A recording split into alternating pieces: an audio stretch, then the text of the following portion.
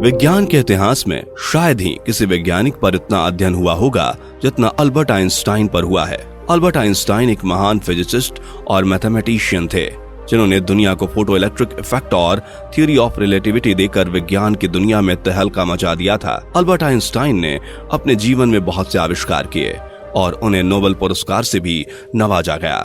उनके द्वारा कहे गए सुविचार लोगों को आज भी आगे बढ़ने के लिए प्रेरित करते हैं। कहा जाता है कि अल्बर्ट आइंस्टाइन ने अपने दिमाग का 13% उपयोग किया था, जबकि सामान्य व्यक्ति सिर्फ 1 से 2% ही उपयोग कर सकता है। आइंस्टाइन को हमेशा से ही एक सामान्य व्यक्ति से ज्यादा बुद्धिमान व्यक्ति माना जाता रहा है। 18 अप्रैल 1955 में जब उनका देहांत हुआ तब उनका दिमाग अध्ययन के लिए रखा गया, लेकिन बाद में उसे चुराकर उसके टुकड़े टुकड़े भी कर दिए गए थे। आइए जानते हैं कि उनका दिमाग क्यों खास था। इस बात का खुद आइंस्टाइन को भी अंदाजा था कि उनकी मौत के बाद उनके दिमाग पर रिसर्च की जाएगी। वो नहीं चाहते थे कि मरने के बाद उनकी बॉडी के किसी भी हिस्से पर रिसर्च की जाए, बल्कि उन्होंने ये इंस्ट्रक्शन भी दे रखी थी कि मरने के बाद उनकी बॉडी को जलाकर राख कर दिया जाए। लेकिन फिर वही हुआ जिसका आइंस्टाइन को डर था।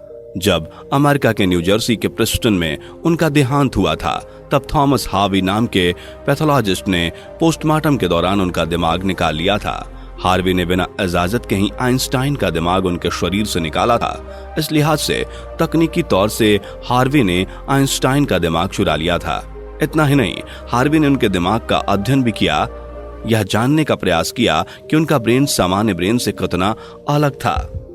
कुछ दिनों के बाद जब प्रेस्टन हॉस्पिटल को डॉक्टर हार्वी की इस हरकत का पता चला तो उनको जॉब से निकाल दिया गया। लेकिन डॉक्टर हार्वी आइंस्टाइन के बेटे हांस अल्बर्ट से जैसे तैसे करके यह परमिशन लेने में कामयाब हो गए कि वो उनके पिता के ब्रेन पर रिसर्च कर कई राज दुनिया के सामने लाना चाहते थे। डॉक्टर हार्वी आइंस्टाइन का ब्रेन पहले ही प्रिजर्व कर चुके थे। वो इसको लेकर पेंसिल्वेनिया के शहर फिलाडेल्फिया चले गए, जहां उन्होंने ब्रेन के कई फोटोज ली और फिर उसको 240 छोटे छोटे पीसेज में काटकर हर पीस को अलग अलग जार में प्रिजर्व करके अपनी बेसमेंट में छुपा दिया। इसी मसले को लेकर डॉक्टर हार्वी का अपनी बीवी के साथ कई बार झगड़ा होता रहता था और इस मामले पर एक दिन दोनों का झगड़ा इतना बढ़ गया कि दोनों का डाइवोर्स हो गया। इसके बाद कई बार वो अलग अलग जॉब छोड़कर अलग अलग शहरों में ब्रेन लेकर घूमते रहे। कई साल गुजर चुके थे, लेकिन डॉक्टर हार्वी आइंस्टाइन के ब्रेन पर कुछ खास रिसर्च ना कर सके थे। उल्टा उनका मेडिकल लाइसेंस ही कैंसिल कर दिया गया था और उनको एक प्लास्टिक की फैक्ट्री में जॉब करना पड़ा। तभी उन्होंने फैसला किया कि वो उनके ब्रेन को दुनिया भर के बेस्ट न्यूरोपैथोलॉजिस्ट के पास डिटेल्ड रिसर्च के लिए भेजेंगे। लिहाजा उन्होंने ऐसा ही किया। हार्वी अपने साथ दुनिया के कई शहरों में आइंस्टाइन के दिमाग के हिस्सों के साथ सफर भी करते रहे। 1985 में उन्होंने कैलिफोर्निया में अपने साथियों के साथ मिलकर आइंस्टाइन के दिमाग पर पहला रिसर्च पेपर जारी किया। इसमें उन्होंने दावा किया कि आइंस्टाइन के दिमाग में न्यूरॉन और ग्लिया नाम की दोनों ही कोशिकाओं का असामान्य अनुपात था। इसके बाद 5 और अध्ययनों ने भी असामान्य अंतर की पुष्टि की थी। हालांकि इन अध्ययनों को खारिज करने वाले दावे भी सामने आए। 1999 में हार्वी और उनके कनाडाई सहयोगियों ने आइंस्टाइन के दिमाग संबंधित शोध को दुनिया के प्रख्यात मेडिकल जर्नल में पब्लिश किया। आइंस्टाइन के दिमाग की तस्वीरों के आधार पर दावा किया गया कि आइंस्टाइन के दिमाग का पैरिटल लोब के मोड़ का स्वरूप असामान्य था। इस हिस्से को इंसान की मैथमेटिकल कैपेसिटी से जोड़कर देखा जाता है।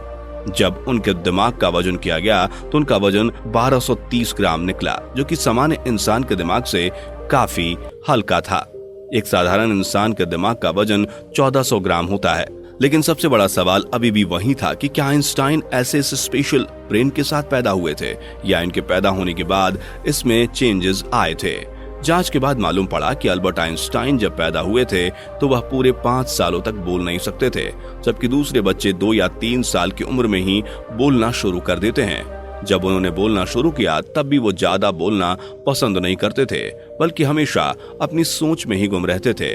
उनके पास मेमोरी पावर काफी कम थी, यहाँ तक कि उनको सिंपल मैथ्स के टेबल भी याद करने मुश्किल होते थे। वो मैथ्स और नंबर्स को लॉजिकल तरीकों से प्रोसेस करने के मास्टर थे, ना कि उनको रट लगाकर याद करने के। वो बाकी हर सब्जेक्ट में फेल होते थे। सिर्फ मैथ्स और साइंस वो सब्जेक्ट्स थे जिसमें आइंस्टाइन के नंबर सबसे ज्यादा आते थे। जब अल्बर्ट आइंस्टाइन 12 साल के थे तब पूरी बुक पढ़कर अपने ज्योमेट्री के कॉन्सेप्ट क्लियर कर बैठे। 14 साल की उम्र में ही वह इंटीग्रल और डिफरेंशियल कैलकुलस के मास्टर बन चुके थे। कई डॉक्टर्स और साइंटिस्ट ने यह भी नतीजा निकाला कि आइंस्टाइन का ब्रेन उनके पैदा होने के बाद स्पेशल बना, जिसकी सबसे बड़ी वजह यह थी कि जब उनको अपने सवालों का कोई जवाब नहीं मिलता था तो वह खुद अपने दिमाग की मदद से जवाब तलाश किया करते थे।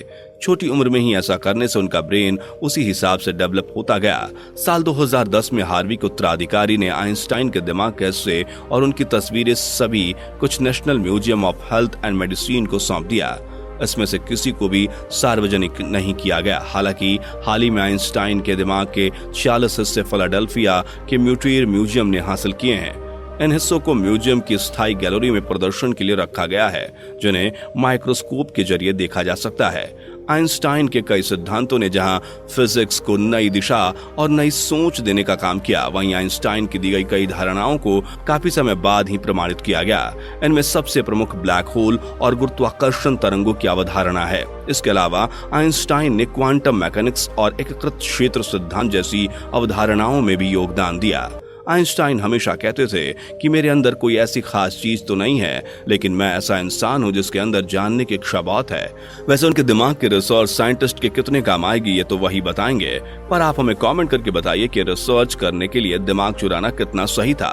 अगर आज का वीडियो आपको पसंद आया हो तो अपने दोस्तों और रिश्तेदारों के साथ शेयर जरूर कर दें। आप लोगों के प्यार भरे कमेंट्स का बेहद शुक्रिया। मिलते हैं अगले वीडियो में, तब तक के लिए goodbye and take care.